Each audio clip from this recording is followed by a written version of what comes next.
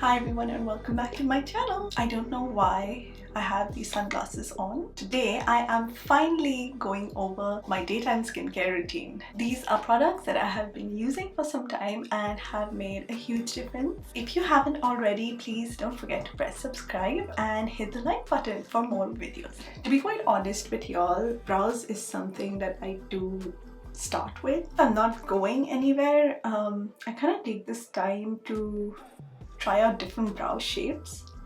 So lately I've been trying to do like a very straight brow. I feel like it gives a very different look to my face.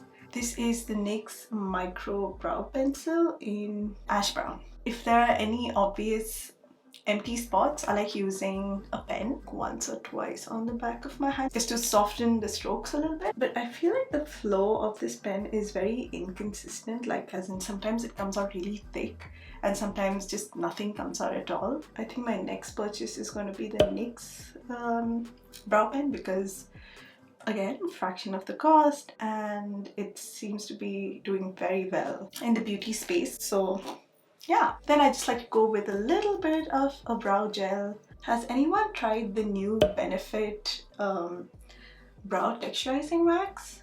I'm curious, do you like it?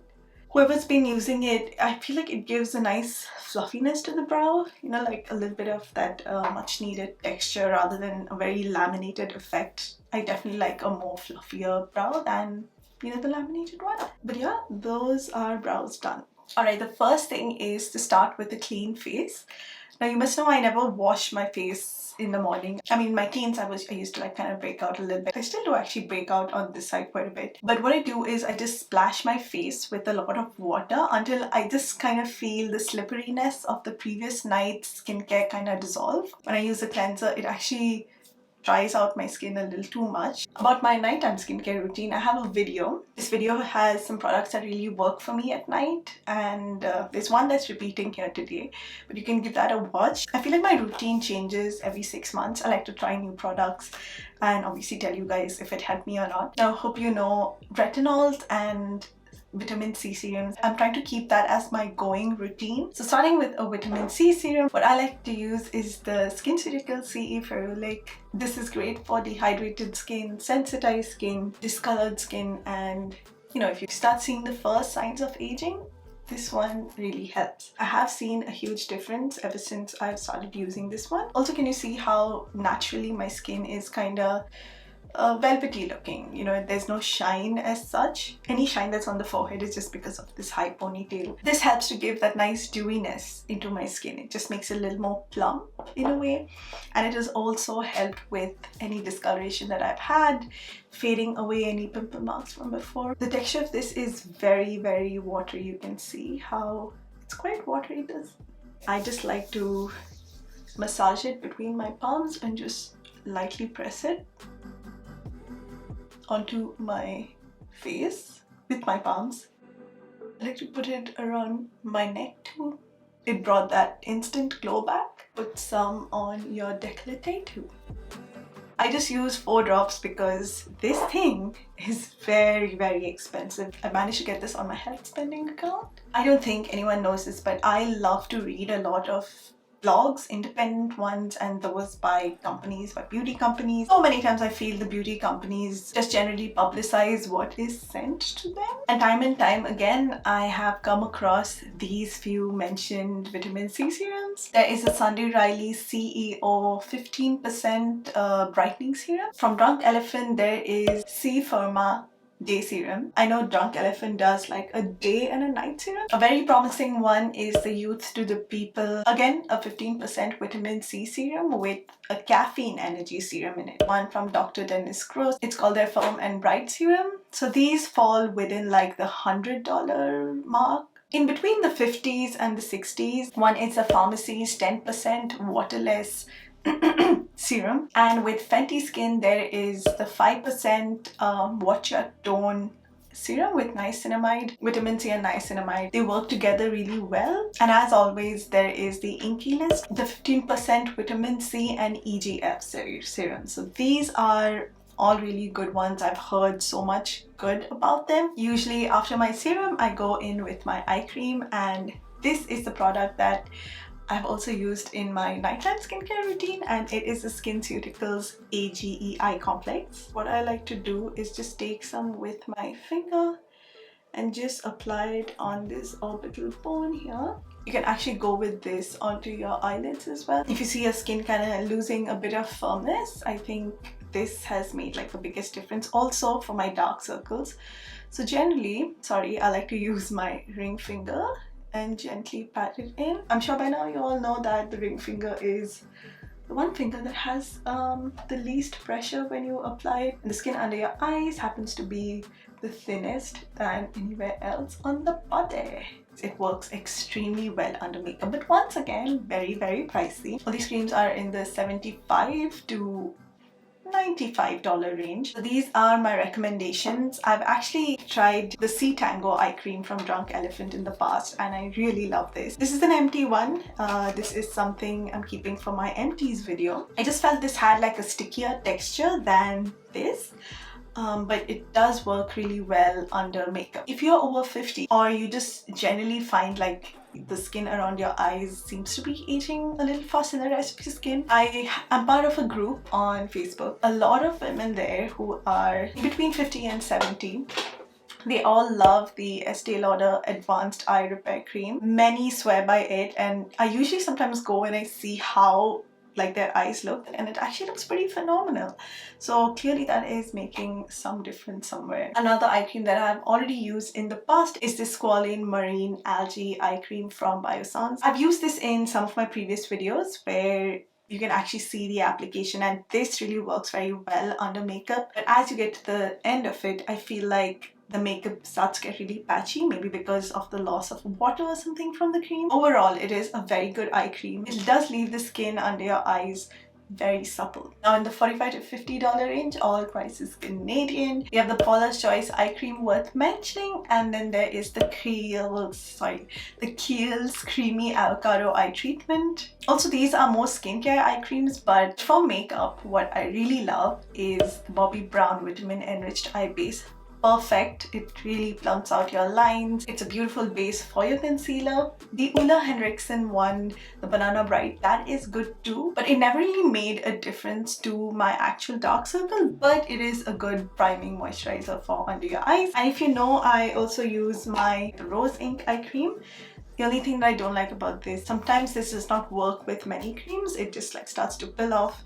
So you just have to kind of be careful which moisturizer you use this with. And the next step is moisturizer. What I've started using lately is this JOSIE MARAN Argan Infinity Intensive Creamy Oil. Gosh, why do these brands make such long names? It is basically like a cream, but as soon as you put it on, it converts into an oil. I wanted to show you. Can you see how it comes out like a cream? You just need like the slightest bit, just that much. As soon as I massage this, can you see how oily that is? And for a dry skin person like me, is a lifesaver. Especially, I mean, I can use this even at night. And you just need like a tiny bit, and you can use this like literally anywhere. On the ends of your hair. So I don't mind putting this on my lips too, because you can actually a head to toe application. I like to even use it on my cuticles.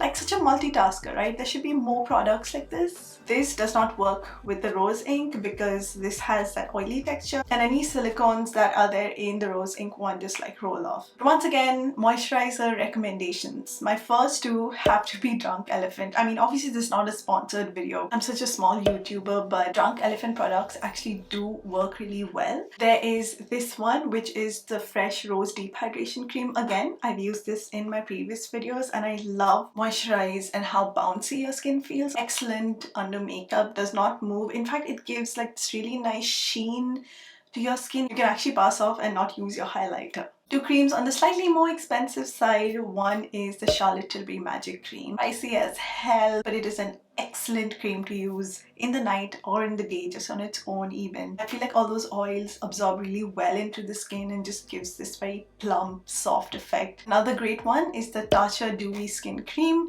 This even doubles up as a great eye cream. It really helps plump up any of those lines. It even works really great under concealer. Between the $50 to $60 price range. Two of the creams that I've used which work wonders. One is the Dr. Jart Ceramide Cream. Filled with ceramide, really helps strengthen your skin. There's also the Kiehl's Ultra Facial Cream. I mean, a classic, right? From You to the People, there is the Adaptogen Deep Moisturizing Cream. I have tried this at Sephora and it leaves your skin so dreamy looking, and I can't wait to actually get my hands on a full size. It is a very rich formula, so the best way to use it is to warm it up in between your fingers and just press onto your skin. On the lower end, Sephora has the new Glossier release and they have a cream that works great. And to everyone's rescue, the Inky List Peptide Moisturizer. I love that cream, which is very lightly hydrating, leaves your skin very soft, prepped for makeup. I would definitely buy the peptide moisturizer again. And finally, we've come to sunscreen, but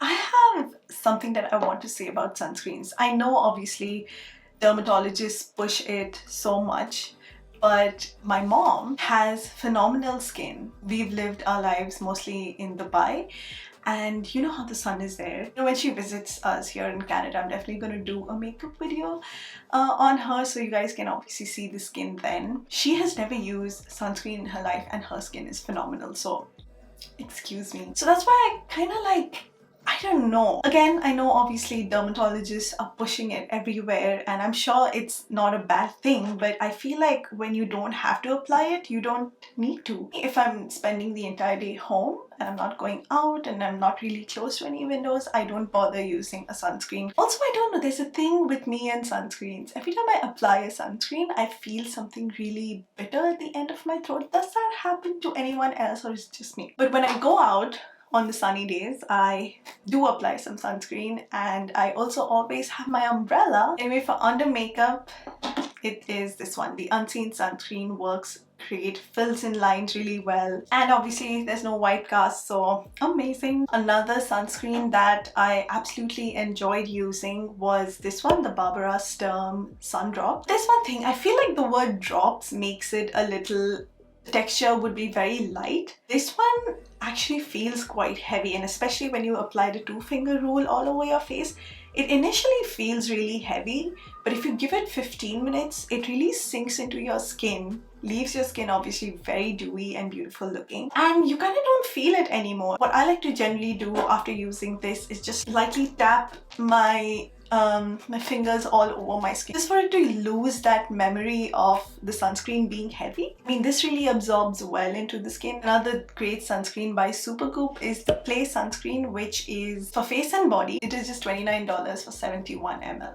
I think that is a great deal. You can use it on your neck, on your face, on your body. I've been hoping also to get my hands on the Elta MD tinted sunscreen. I've seen so many people of color use it and I think it does extremely well. One is called Melee. It is a 30 SPF sunscreen oil. I want to see how it works under makeup. You know, does it break the makeup or does it really layer? For anyone circling back from my previous video, I did go ahead and use Paula's Choice 2% BHA Liquid Exfoliant, and I love this. It works so well for any texture. I usually develop a lot of texture on my nose, like a lot of dry skin, and also a lot of dry skin here, and it really helps remove any dead skin.